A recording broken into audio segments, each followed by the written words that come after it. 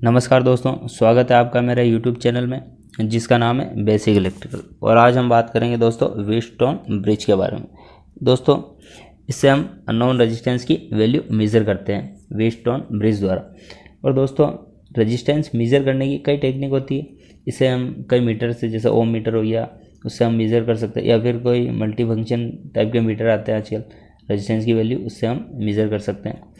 लेकिन दोस्तों, वो किस प्रकार मेज़र होती है या उसका कॉन्सेप्ट क्या होता है, उसका प्रोसेस क्या होता है, वो हम व्हीटस्टोन ब्रिज की हेल्प से समझेंगे।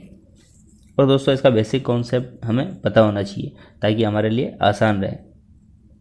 इसमें दोस्तों रेजिस्टेंस को एक स्पेशल कंडीशन में कनेक्ट किया जाता है, ऐड किया जाता है। इसमें 4 रजिस्टर जो होते हैं या रेजिस्टेंस को कनेक्ट किया जाता है, रेक्टेंगल का आकार दिया जाता है उसे, जो चतुर्भुज होता है दोस्तों, उस टाइप का आकार दिया जाता है। इसे दोस्तों व्हीटस्टोन ब्रिज कहते हैं।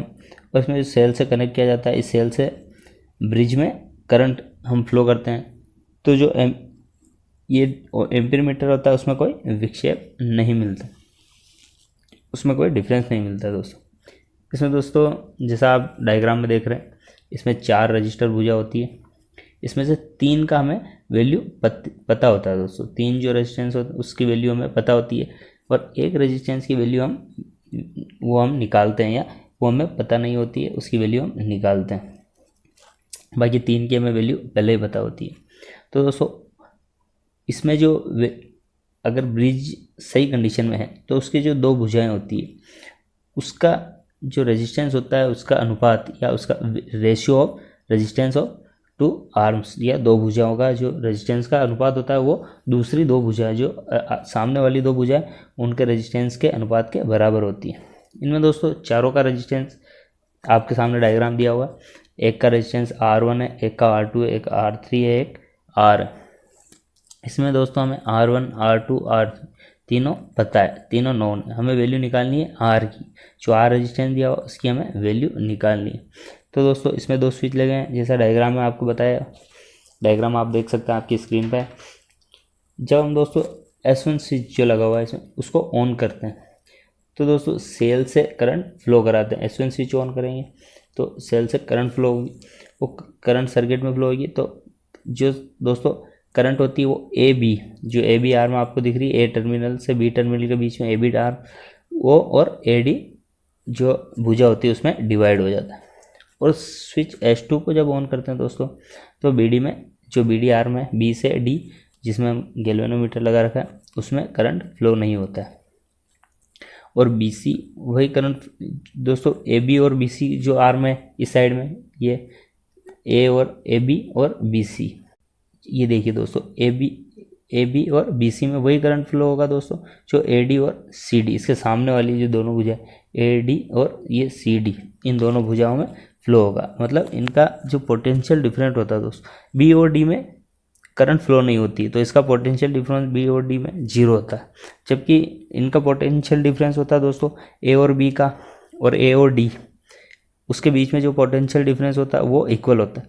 ये हम इक्वेशन से देखते हैं दोस्तों। इक्वेशन में देखते हैं जो पोटेंशियल डिफरेंस बिटवीन A और B equal to potential difference between A and D। तो दोस्तों, इसकी वैल्यू क्या होती है वोल्टेज की, पोटेंशियल डिफरेंस का जो ओम्स लॉ होता है उससे, V इक्वल टू IR।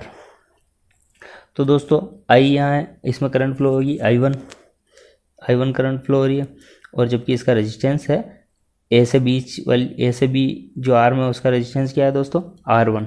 जबकि अब A और D आर्म का देखते हैं, ये इक्वल है इसके, तो इसमें करंट फ्लो हो रहा है दोस्तों I2, और इसका रेजिस्टेंस R3 है, A और D के बीच वाली आर्म का, देख सकते हैं आप डायग्राम में दोस्तों, R3।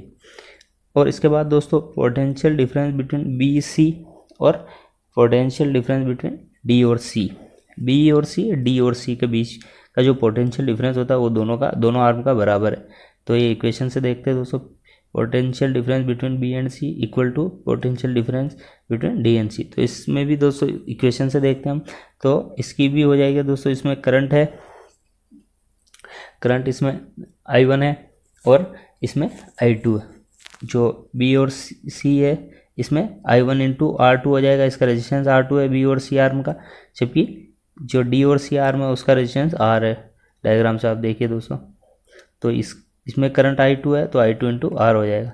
तो दोस्तों हमारे पास दो इक्वेशन बन गई, 1 2, फर्स्ट और सेकेंड। तो दोनों इक्वेशन को देखेंगे दोस्तों, तो इससे हमारी वैल्यू निकलेगी R1/R2 इक्वल टू R3/R। तो हमें R की वैल्यू निकालनी है दोस्तों, तो R की वैल्यू निकालेंगे तो R2/R1 इंटू R3। ये दोस्तों इंपॉर्टेंट फॉर्मूला।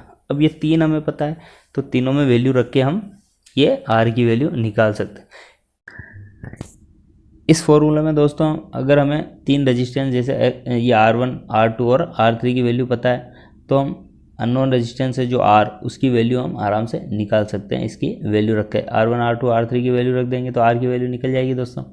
इसी प्रकार दोस्तों व्हीटस्टोन पर आधारित ब्रिज से हम R की वैल्यू की जगह कोई अननोन रेजिस्टेंस कनेक्ट करके, जैसे सेल का निकालना तो सेल कनेक्ट करके उसकी वैल्यू निकाल सकते हैं। तो इसी सर्किट को कोई कुछ भी किसी जिसका रेजिस्टेंस निकालना उसको कनेक्ट करके ये सर्किट उसी प्रकार से कंप्लीट करके हम इसकी वैल्यू निकाल सकते हैं।